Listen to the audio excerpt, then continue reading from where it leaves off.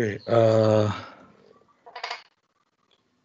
jadi hari ini kita akan, kuliah ya, jadi tidak diisi oleh tutor mengganti kuliah yang hari Senin kemarin. Oke, nah tadi kita sudah belajar terkait dengan induksi elektromagnetik, terutama, formulasi Faraday lens ya, di mana, bahwa perubahan medan magnetik itu dapat menginduksi, medan listrik ya. Dalam hal ini berarti munculnya ada, beda potensial pada sebuah rangkaian tertutup di sini ya. Tadi juga sudah dibahas beberapa, contoh bahwa, termasuk menentukan arah dari, B induksi dan arah orientasi dari arus induksi. Nah, termasuk untuk medan yang, tidak uniform juga sudah dibahas sedikit. Nah, seperti yang sudah diberitahu sebelumnya bahwa, ada cara lain gitu ya untuk menginduksi, untuk mengenerate, apa namanya, suatu beda potensial gitu ya, selain dari, perubahan medan magnetik, itu dengan cara, menggerakkan suatu konduktor dalam sebuah medan magnetik. Saya copy dulu.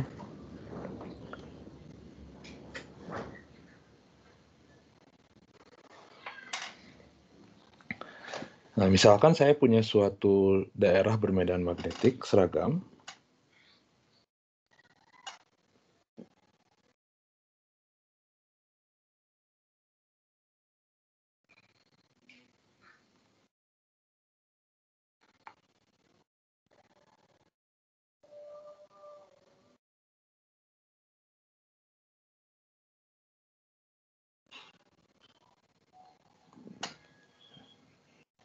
Kita copy, ini misalkan daerah bermedan magnetik seragam B, misalkan.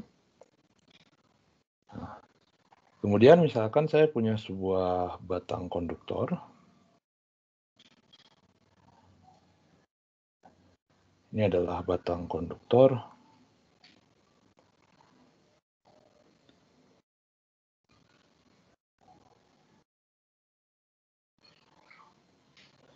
Sebut saja panjangnya L gitu.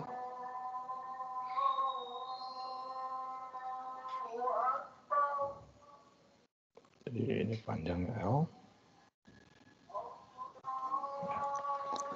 Nah, kemudian batang tersebut bergerak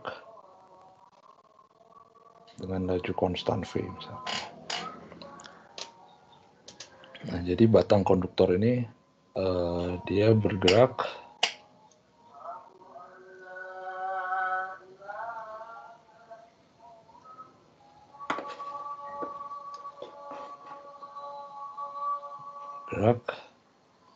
pada daerah bermedan magnetik.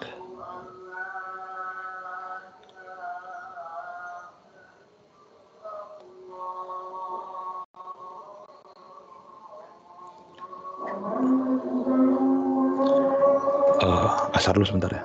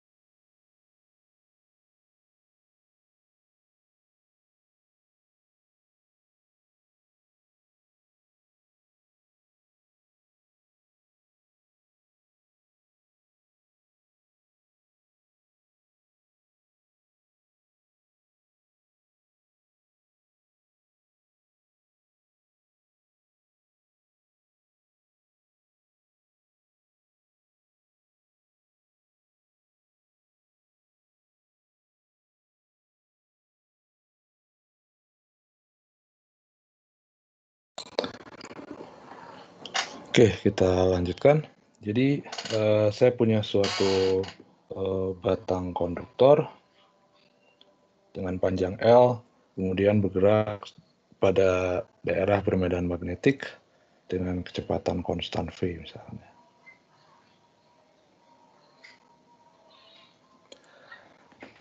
Oke, nah kita tahu bahwa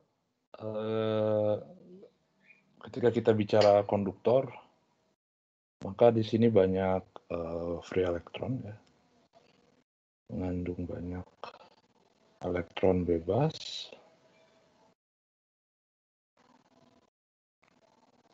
Dan bergerak acak gitu ya sepanjang konduktor. Nah, tapi karena dia bergerak pada bersamaan ya, dengan konduktor, jadi kalau kita lihat, misalkan ini adalah batang konduktornya, ini adalah batang konduktornya. Nah, kemudian kita punya elektron, misalkan di sini,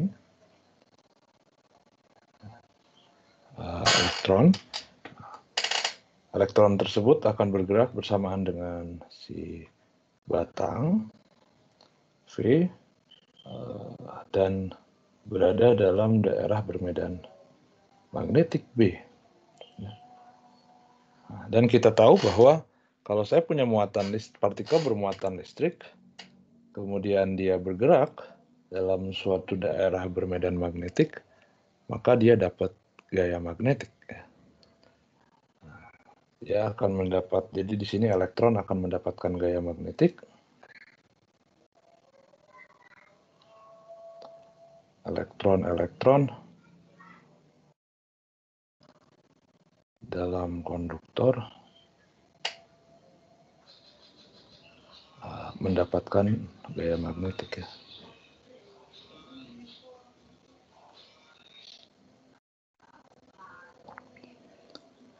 Gaya magnetik sebesar karena muatannya minus E kalikan V plus B. Nah, jadi arahnya ke arah minus V cross B. Karena V cross B ke atas, maka gaya yang didapatkan oleh elektron jadi ke bawah, ya. Jadi elektron dapat gaya magnetik ke bawah.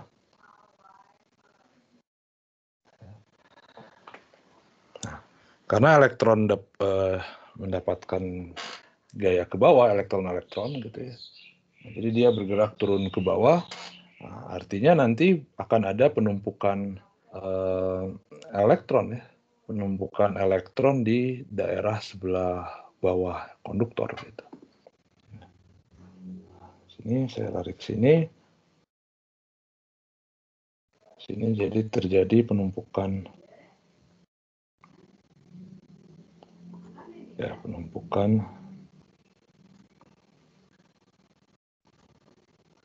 elektron di sebelah bawah, ya. Batang. Sehingga kalau saya gambar lagi,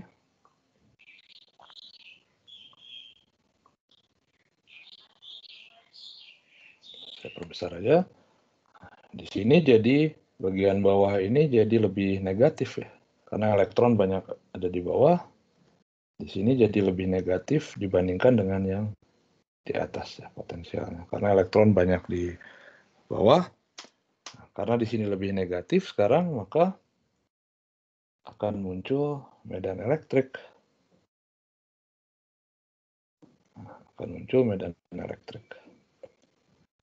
Oke, dari yang positif ke yang ke negatif.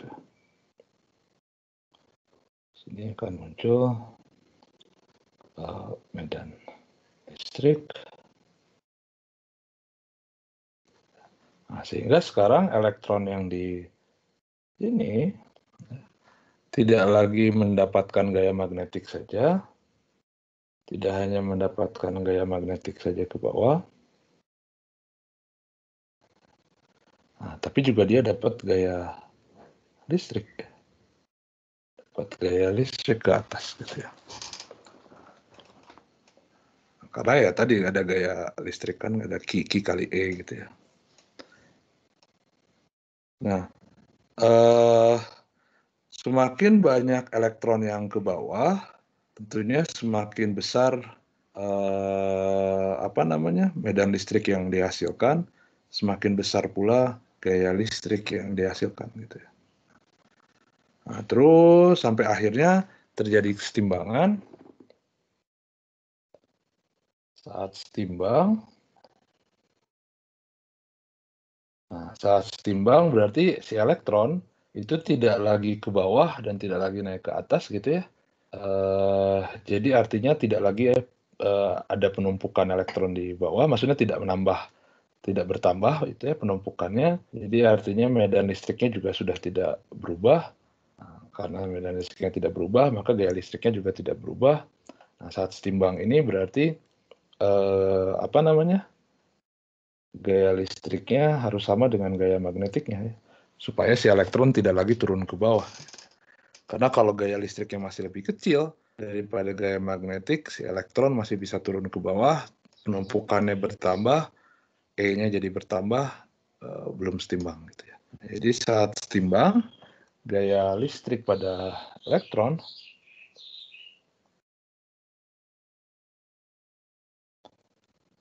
itu besarnya ya maksudnya.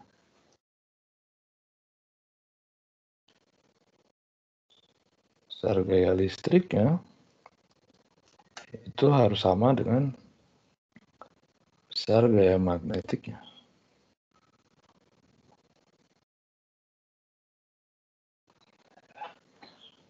Karena besar gaya listrik, atau di sini saya tulis F. L harus sama dengan F magnetiknya. Atau saya punya, ini adalah besar muatan elektronnya adalah E dikali medan listriknya adalah E seperti ini. Kemudian di sini adalah E dikali V kalikan dengan B.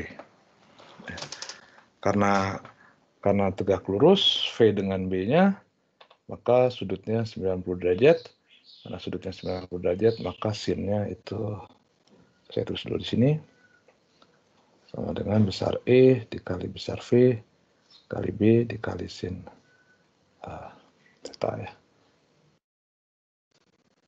Karena karena V dengan B 90 derajat, maka sin 90 derajat sama dengan 1. E kali V kali B sama dikali sini theta sama dengan 90 derajat ya.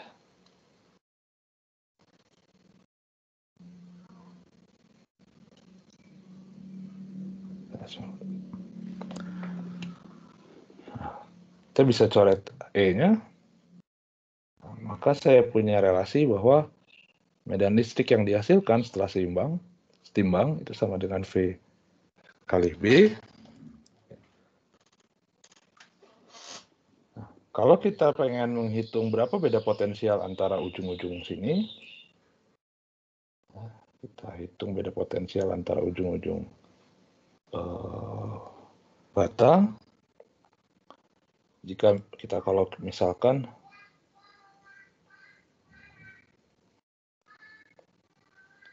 beda potensial antara ujung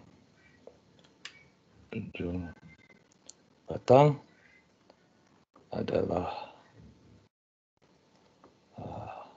sebut aja GGL gitu ya, maka medan listrik yang dihasilkan E tentunya adalah beda potensialnya dikalikan dengan panjangnya L, maka di sini GGL dikali terbalik. GGL itu adalah E dikali L, besar medan listriknya dikalikan L.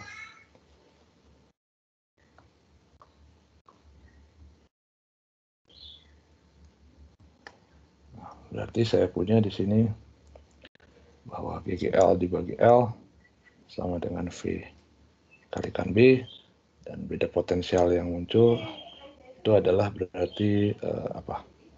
V kali B kali L.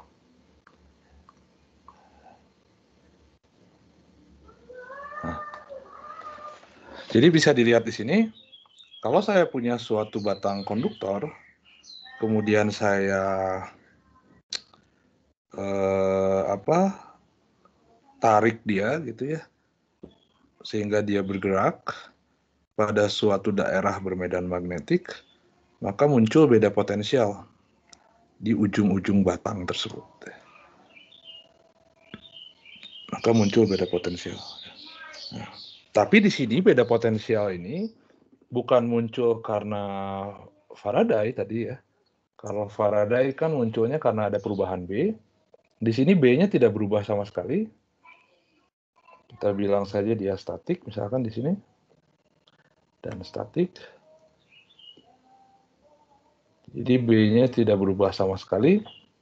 Yang kita ubah, yang kita lakukan adalah menarik si batang konduktor tersebut sehingga bergerak di daerah bermedan magnetik tersebut.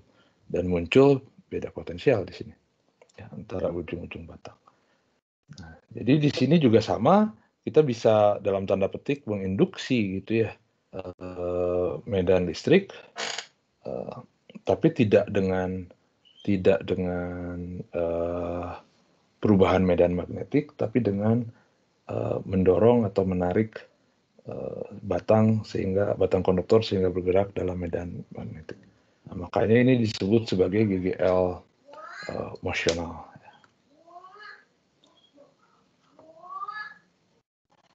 Atau motional EMF. Nah, jadi ini berbeda sama sekali kasusnya dengan yang Faraday yang tadi, meskipun sama-sama muncul beda potensial gitu ya. Sama-sama muncul beda potensial. Oke. Ada pertanyaan dulu?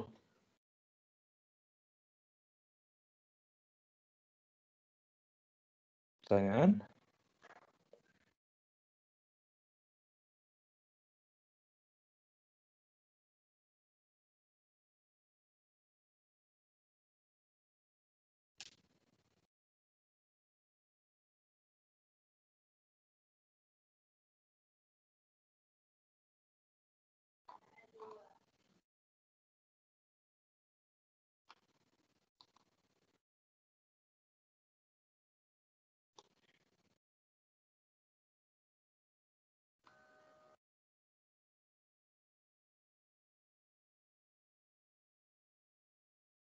Nggak ada?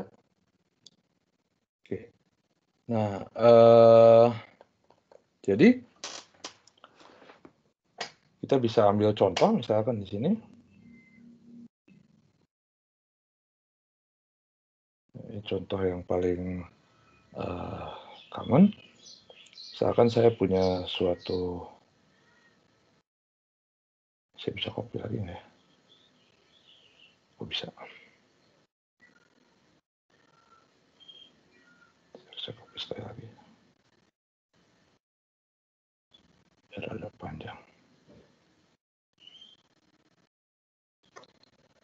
Oke, misalkan saya punya daerah bermedan magnetik B. Kemudian saya punya suatu sirkuit terdiri dari suatu resistor misalkan dengan resistansi R.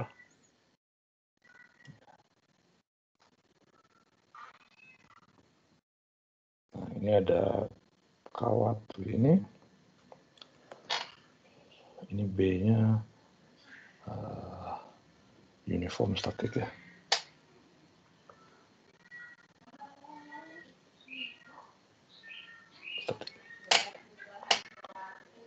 Nah, kita punya ini.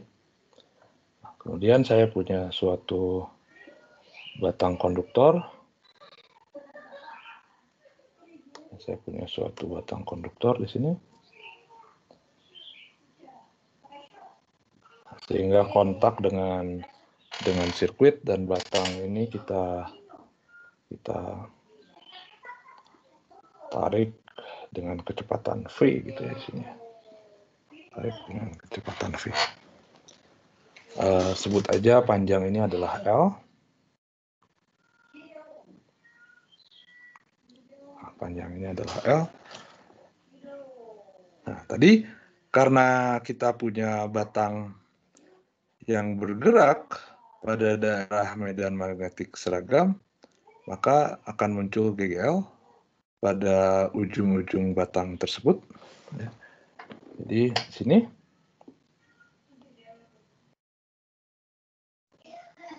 karena batang bergerak,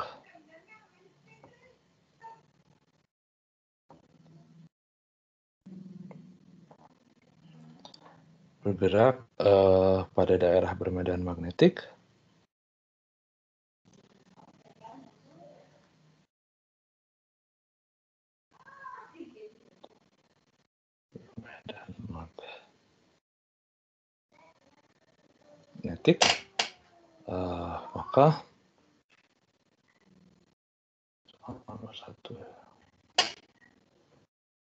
maka muncul beda potensial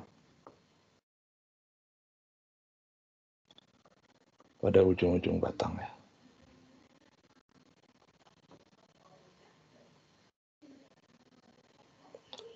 Nah, berarti dalam hal ini kita bisa katakan bahwa batang konduktor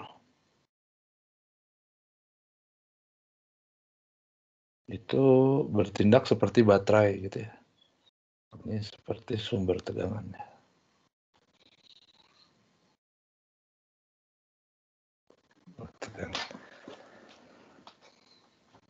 Nah, jadi ya tapi tadi sumber tegangan itu kan berarti kita harus tentukan mana kutub positif, mana kutub negatifnya. Nah, cara menentuinnya ya sama dengan ini, kita harus gambarkan dulu elektronnya kemana, numpuknya di mana gitu ya, di batang bagian bawah atau di batang bagian atas.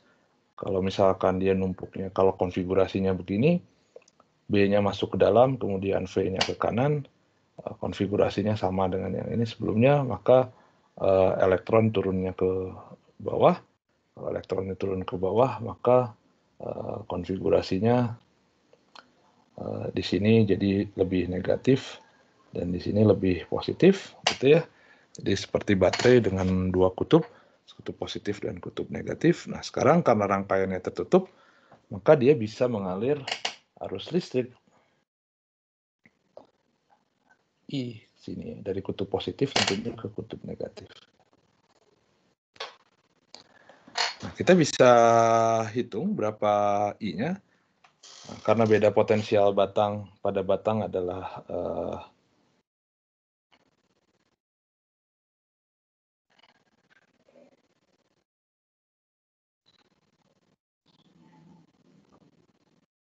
pada batang adalah GGL sama dengan L dikali V dikali B, gitu. Nah, jadi sama halnya dengan kasus yang sebelumnya, kita bisa lakukan analisis rangkaian. Saya bisa bikin loop di sini misalkan, warna hijau lah. Saya bisa bikin loop di sini gitu ya. Nah, ini kalau saya bikin loop begini berarti saya punya kan minus GGL ditambah I kali R sama dengan 0, sehingga saya punya I arus yang mengalir adalah GGL dibagi R, dan GGL-nya adalah L kali V dikali B dibagi R. Jadi kalau ada baterai lagi ya sama, pokoknya analisisnya seperti itu. Yang jelas kita bisa anggap dia batang itu sebagai suatu konduktor. Ini arus yang mengalir.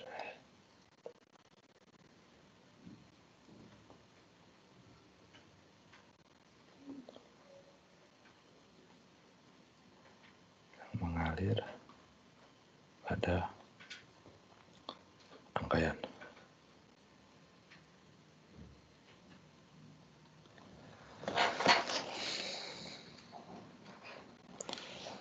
Harusnya mengalir berlawanan jarum jam.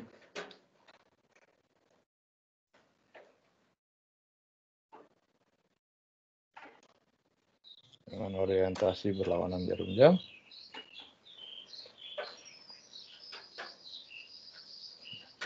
Dengan besar tadi itu L kali V kali B dibagi dengan L. Oke. Ada pertanyaan dulu?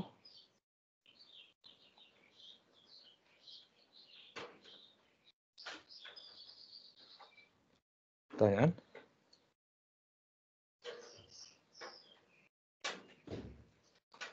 Ada?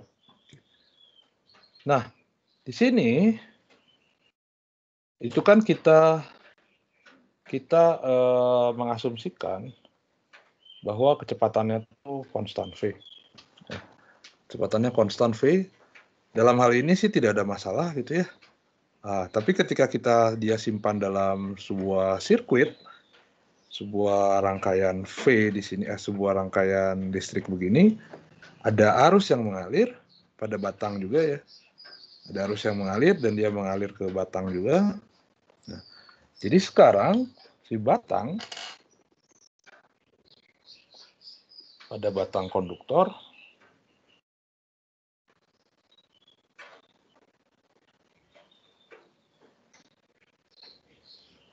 juga mengalir arus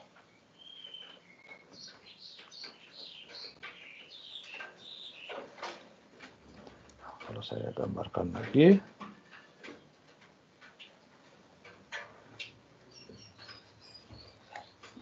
Nah, ini batang konduktornya, dia mengalir arus I ke sini. Kemudian ada B ke sini. Ke dalam.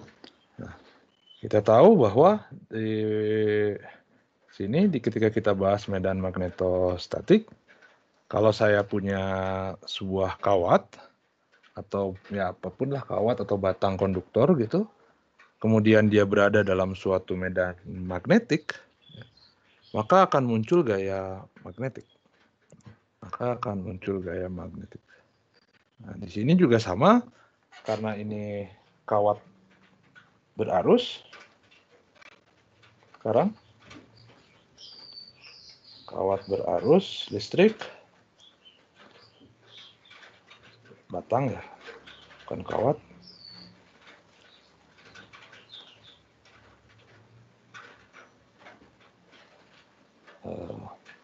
Berada dalam medan magnetik.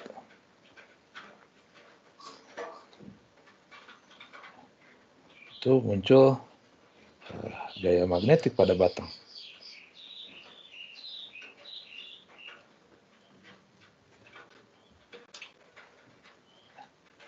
Gaya magnetik pada batang, F magnetik sama dengan I kali L cross B. Nah, karena I-nya sekarang ke atas, B-nya ke dalam, kita lihat bahwa gaya magnetiknya itu arahnya ke kiri. Ini gaya magnetik pada batang. Karena batang itu bergerak dengan kecepatan V ke sini.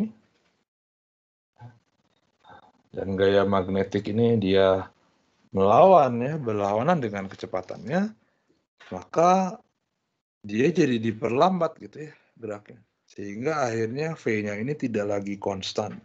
V-nya ini akan berubah gitu ya nilainya. Nah, karena dia akan berubah, jadi bagaimana itunya sebenarnya agak rumit ngitungnya. Nah, tapi kita bisa dalam tanda petik bisa paksa supaya V-nya ini pengen tetap konstan. Karena saya pengen V-nya misalkan tetap konstan. Kalau V-nya ini tetap konstan, ya, maka kita tidak bisa langsung slide begitu saja. Ya, kita geser begitu saja, tapi kita harus tarik dengan suatu gaya tertentu. Berarti harus ada gaya tambahan ke sini. Ini F, ya kita sebut saja F eksternal gitu ya. Di mana F eksternal ini dibutuhkan untuk melawan gaya magnetiknya. Gaya magnetik pada batang ya, bukan pada elektron yang ini. Beda lagi.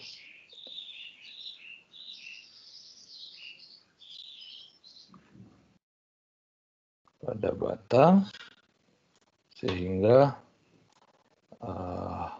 batang bisa tetap bergerak dengan V konstan.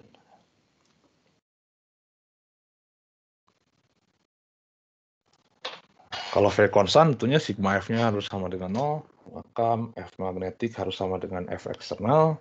Jadi kalau kita hitung, maka saya punya F eksternalnya harus sama dengan F magnetiknya, sama dengan I dikalikan L dikalikan dengan B-nya.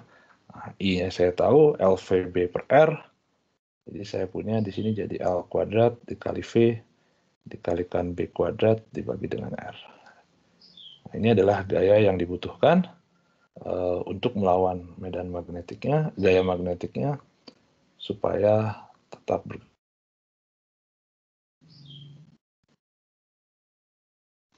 Oke.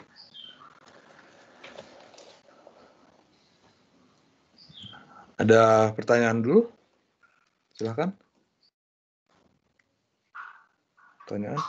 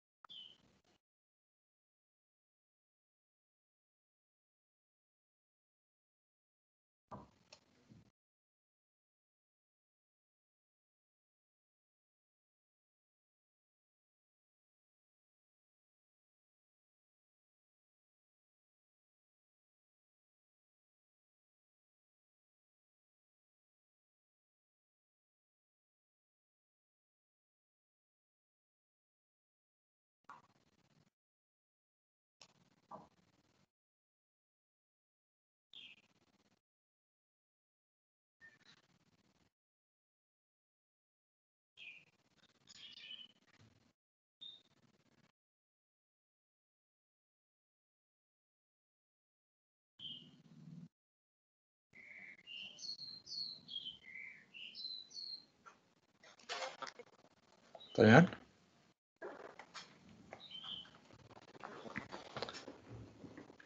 Ada? Nah, jadi ini adalah ya ide dari GGL mosional ya, dan bedanya dengan Faraday. Nah, tapi seperti halnya yang kita diskusikan tadi, bahwa meskipun secara fisis antara fenomena fisisnya antara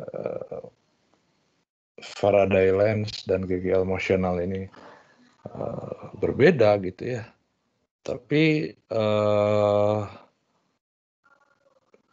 dia apa ya?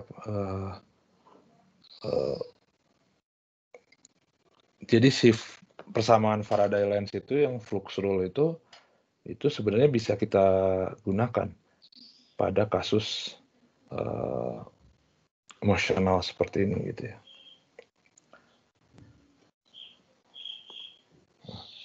Misalkan jadi seperti ini, kalau kita lihat, jadi saya ambil misalkan ini solusi ya flux rule. Meskipun sebenarnya tadi tidak fenomena fisisnya berbeda, tapi kita lihat kita bisa solve ini via flux rule ya.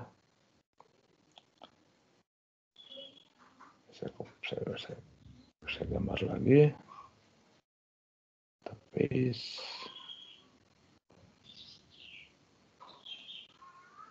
Paste satu lagi. Nah, setupnya sama.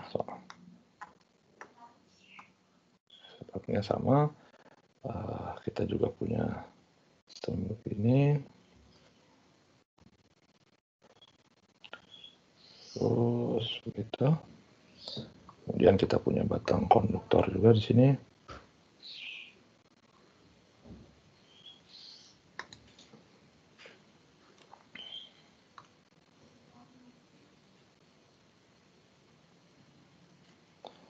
Ini bergerak ke sini dengan laju V,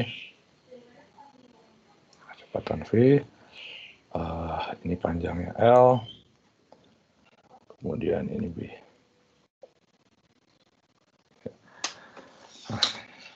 Ini jari-jarinya R. Jari-jari. Apa namanya? Resistansinya adalah R.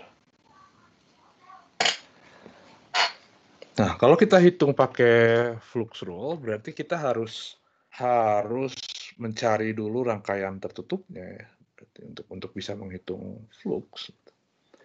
Nah, tentunya di sini karena rangkaian tertutupnya jelas di sini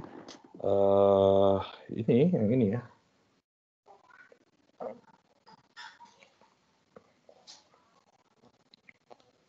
Yang ini adalah rangkaian tertutupnya. Nah, karena ini rangkaian tertutupnya, lagi kita pilih normal. Saya pilih normalnya ke luar. Ini arah normalnya. Dari sini berarti kita bisa hitung flux magnetiknya.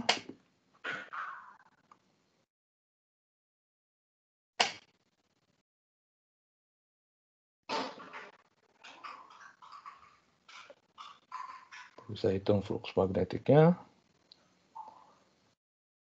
Ini integral B dot N dA gitu. Ya. Nah, karena B-nya uniform, statik, itu ya, tidak bergantung pada ruang juga, maka bisa kita keluarkan dari integral. Tapi di sini ada dot ya, maka ada minus di sini. Jadi minus B, sudutnya 180 ya, makanya minus.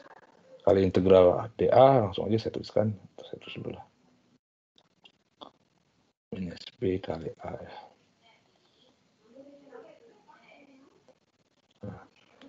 Nah, sekarang kalau saya ingin pakai flux rule untuk mendapatkan GGL-nya, tadi kan bahwa fluxnya harus fungsi dari waktu. Sedangkan di sini B-nya tadi kalau kasus yang tadi B-nya itu fungsi dari waktu. Kalau B-nya fungsi dari waktu, maka fluxnya juga fungsi dari waktu. Kalau sekarang B-nya itu dia statik. Ini uniform dan statik. Nah, jadi dia tidak bergantung waktu. Nah, kalau gitu datang dari mana kebergantungan waktunya? Ya, kebergantungan waktunya sebenarnya datang dari si A-nya ini, dari areanya ini. Karena bisa dilihat karena batangnya bergerak, maka suatu saat batang itu kan tidak lagi di sini posisinya, mungkin batang di sini posisinya. Nah, kalau batang di sini posisinya, maka luas areanya tidak lagi yang kuning ini, tapi ditambah dengan yang hijau ini gitu ya. Nah, jadi areanya ini yang fungsi dari T gitu ya.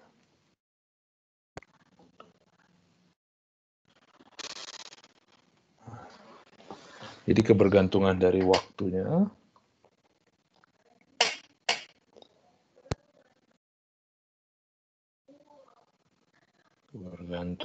terhadap waktunya itu datang dari luas ya.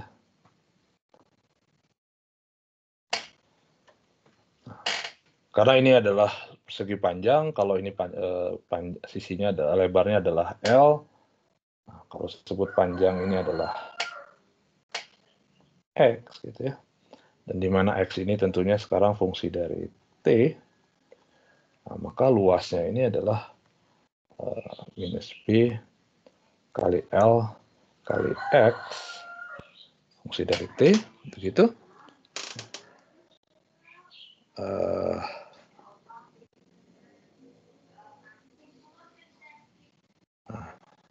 Jadi ini adalah fluxnya.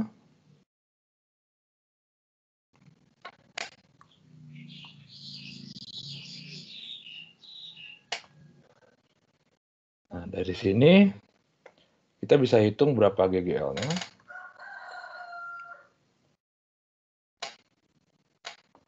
Minus N T flux magnetik dt. Berarti N-nya sama dengan 1, karena cuma satu loop begitu. Sama dengan minus, jadi habis. B-nya konstan, L-nya konstan, dikali dx dt. Karena dx dt tentunya sama dengan V.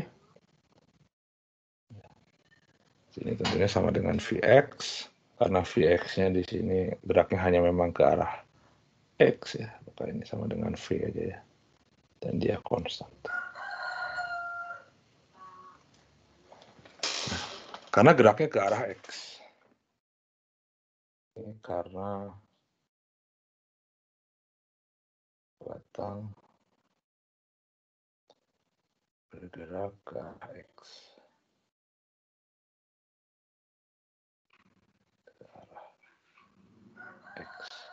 Nah, apakah batang harus bergerak ke arah X? Ya, tidak selalu. Dalam hal ini kan sebenarnya kita punya bahwa V-nya itu adalah Vxi ditambah Vj begitu. Dan Vy-nya sama dengan 0.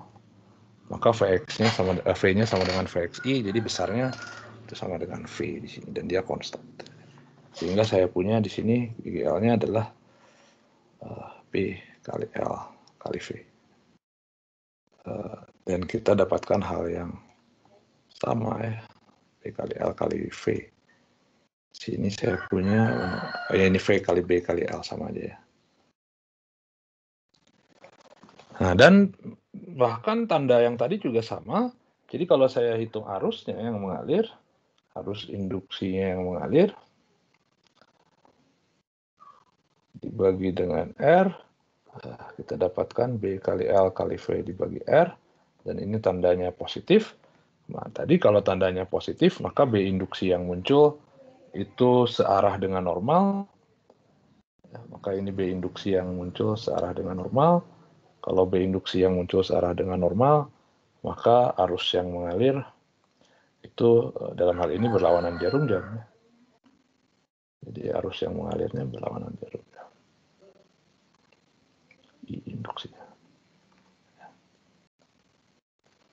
Nah, jadi kita dapatkan hal yang persis sama ya dengan ini, baik besar maupun orientasi dari arus yang mengalir. Nah, cuman kalau ini pakai motional EMF, yang bawah kita coba pakai flux rule. Nah, lagi kita tidak akan membahas lebih jauh kenapa persamaan ini, flux rule ini tetap bisa dipakai, meskipun secara fisis dia adalah dua hal yang berbeda antara mosional dengan Faraday lens gitu ya.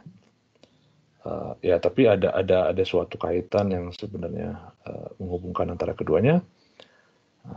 Tapi yang jelas karena dia selalu menghasilkan hal yang sama, jadi pada dasarnya Anda bisa pilih gitu ya, untuk kasus-kasus seperti ini, batang-batang yang konduktor yang bergerak, Anda bisa pilih, Anda bisa lakukan pakai GGL mosional, atau Anda bisa hitung pakai flux rule seperti ini ya. Silahkan saja.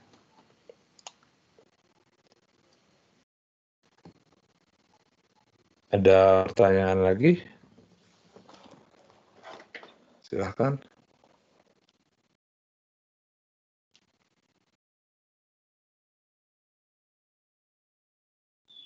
Pertanyaan dulu.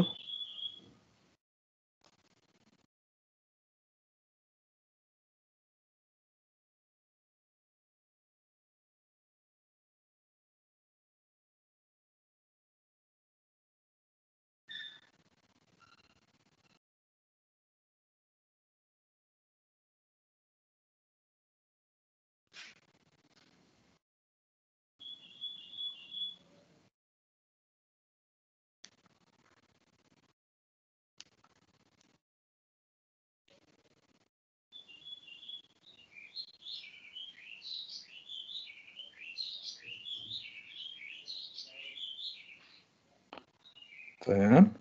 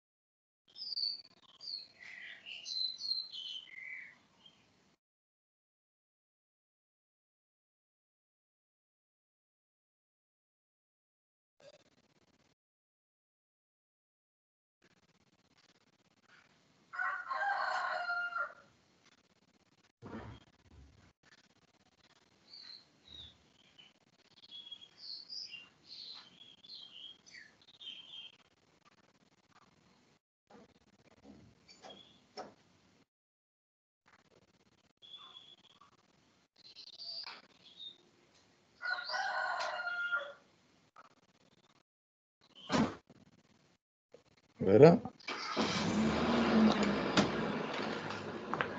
Oke. Nah, nanti kita bisa lihat contoh-contoh yang lain sebenarnya cukup banyak yang menarik sebenarnya terkait dengan emosional gitu ya. Jadi Anda bisa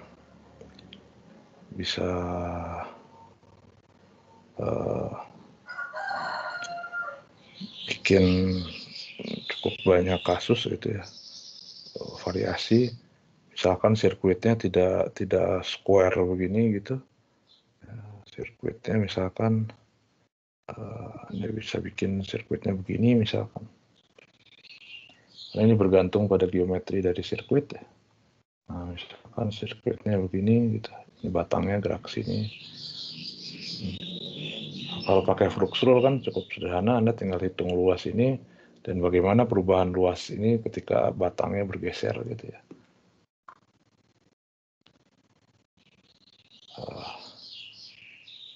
Ya seperti itu gitu ya. Kira-kira kalau pakai emosional bisa juga, cuman agak lebih rumit karena itu kan panjangnya berubah.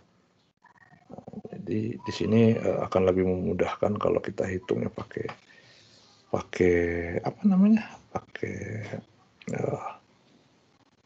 flux rule. Atau mungkin kita bisa coba. Ada contoh yang lain misalkan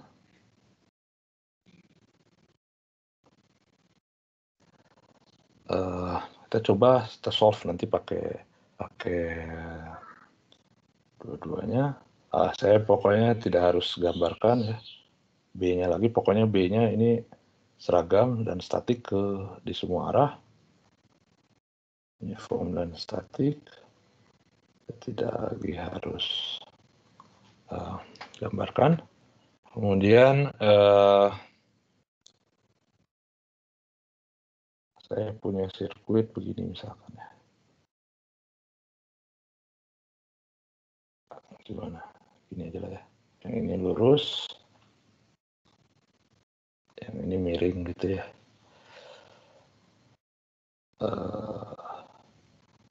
Sudutnya 45, sudutnya theta aja gitu lah. Nah, R. Kemudian kita punya batang konduktor. Ini batang konduktor kita. Tarik dengan kecepatan V ke sini. V-nya ke kanan, konstan.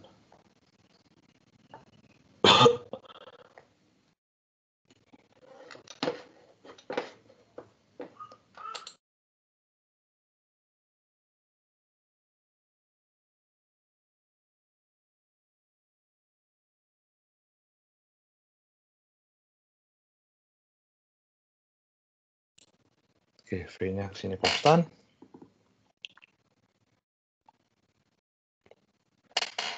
Nah, kalau kita hitung pakai ini panjangnya L. L. kalau kita hitung areanya pakai flux rule, berarti kan yang ini areanya, jadi dia luasnya adalah luas trapesium. Jadi kita hitung pakai flux rule.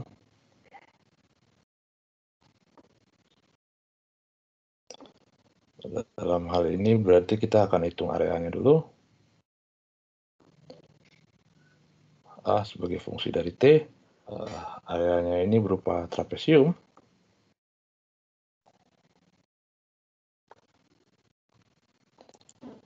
Dan kita tahu trapesium ini adalah XT berarti. Ya. Nah, luasnya berarti berapa? Trapesium berarti kan kita harus ngitung panjang ini. Kita harus ngitung panjang ini. Panjang ini berapa? Kalau saya sebut panjang ini adalah Y gitu tingginya, maka A itu pasti kan sama dengan L plus Y per 2 dikalikan dengan X. Gitu. Nah, sekarang kita tinggal cari kaitan antara Y dengan X.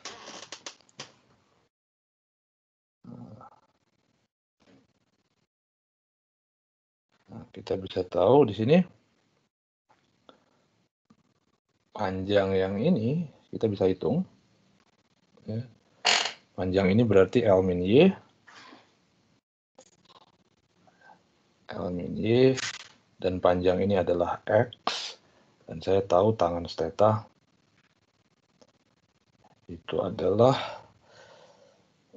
X dibagi dengan L min Y. Dari sini kita bisa hitung bahwa Y itu sama dengan L dikurangi X kotangan ya. X kotangan theta.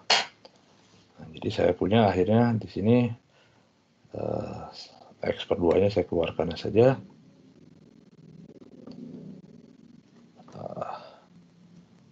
L ditambah L kurangi X fungsi T tentunya. X fungsi T ya. Kotangan theta misalkan gitu. Jadi sama dengan XT dikalikan dengan L minus setengah XT kotangan theta.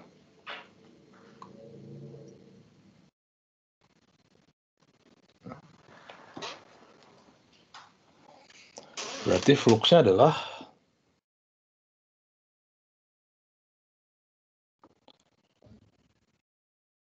flux magnetiknya ya maksudnya.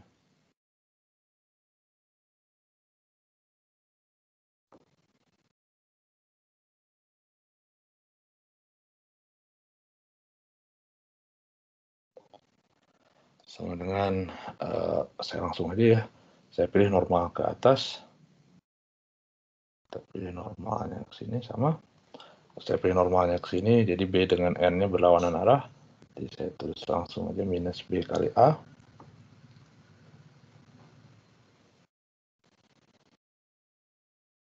Kali A sama dengan minus B kalikan X fungsi T. L minus setengah per 2 X kotangan theta ya. Nah, jadi KGL induksinya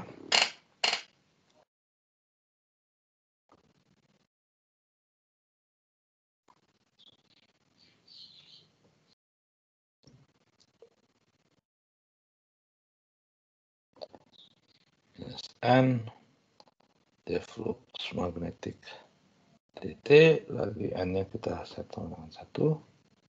Kita punya sama dengan minus-minus habis, jadi B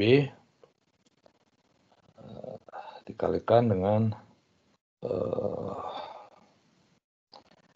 L kalikan dx dt minus sini X kuadrat, kalau X kuadrat diturunkan jadi 2X, tengahnya habis, jadi X dikali kotangan theta dikali dx dt. Jadi ini sama dengan V, dx dt tentunya sama dengan V, sama dengan Vx, sama dengan V, sama dengan Vx, sama dengan V. Saya keluarkan jadi B kali V dikalikan dengan L minus X kotangan theta ya. Ini adalah KGL.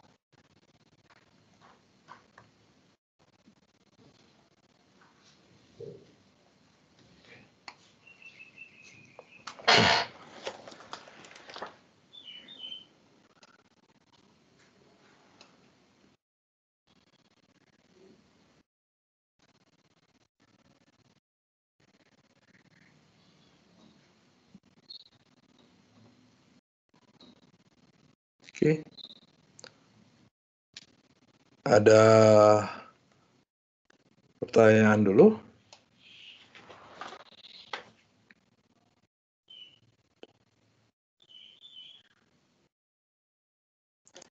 Ya, I-nya tinggal dibagi dengan R ya.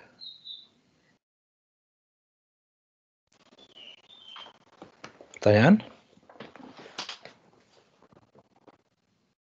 Nggak ada. Nah, sekarang gimana kalau kita pakai nosional?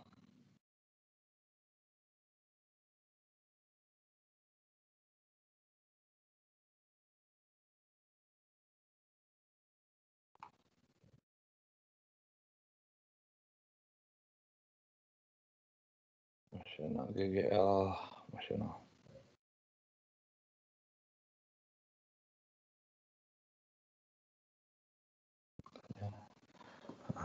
Gimana kalau kita ngitung begini? Nah, idenya sebenarnya sama. Kalau saya gambar lagi ya.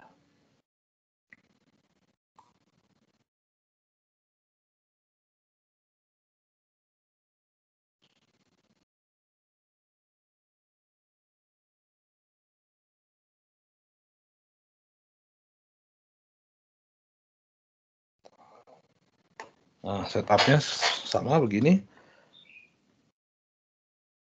Nah, kalau saya sebut titik, 2 titik ya, 3 titik, sebut aja misalkan ini titik A, ini titik B, ini titik C, gitu ya.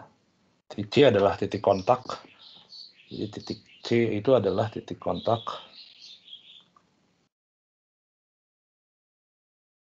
batang dengan rangkaian.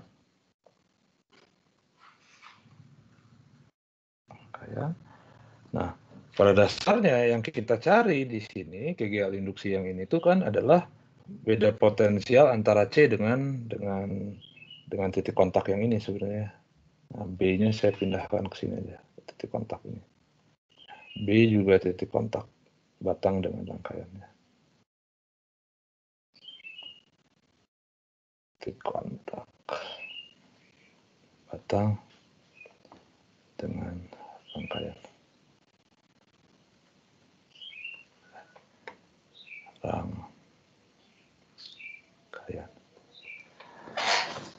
Nah, jadi yang kita cari pada dasarnya adalah GGL induksi, GGL antara C dengan beda potensial antara C dengan B. Nah, tapi saya tahu juga bahwa kalau saya punya batang ditarik dalam daerah bermedan magnetik, ya karena batangnya panjangnya L, di sini A ke B adalah L, maka saya tahu bahwa beda potensial antara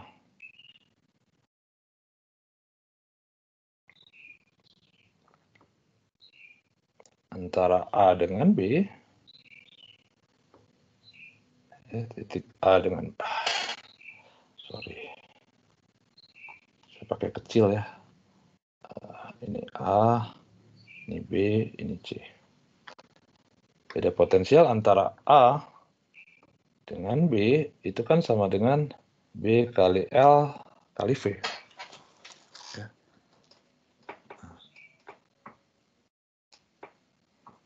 Terus.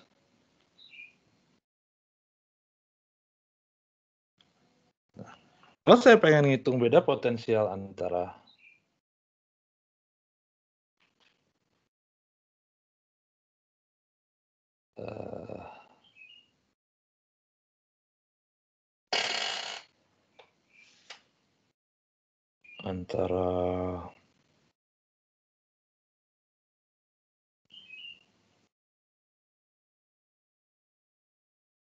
langsung aja ya, nggak usah kesini. Beda potensial antara C dengan B aja, langsung antara C dengan B itu kan sama dengan B kali tidak kali L, tapi ya saya sebut aja sebagai panjang, kita sebut aja DCB gitu, dikalikan dengan V. Nah, karena DCB-nya itu ini B kali V, karena DCB-nya adalah L minus Y, di sini L minus Y. Nah, tapi saya tahu L minus Y itu adalah L minus X kotangan theta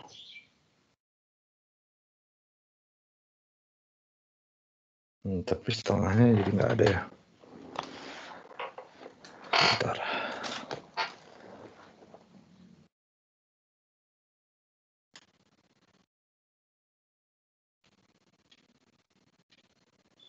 X kuadrat, ya.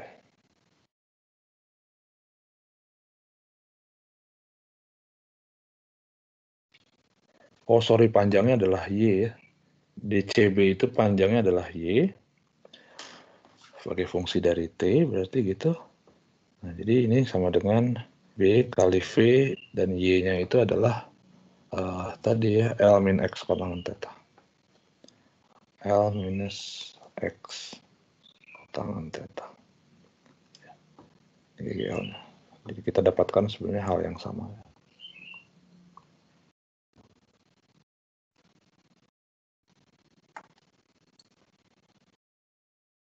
Kita dapatkan hal yang sama. B kali V dikali X dikali kotangan theta. Oke, ada pertanyaan dulu?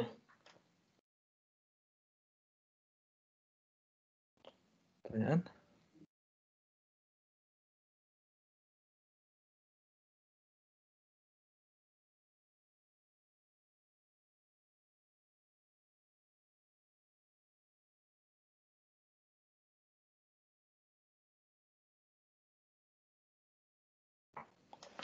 Pertanyaan?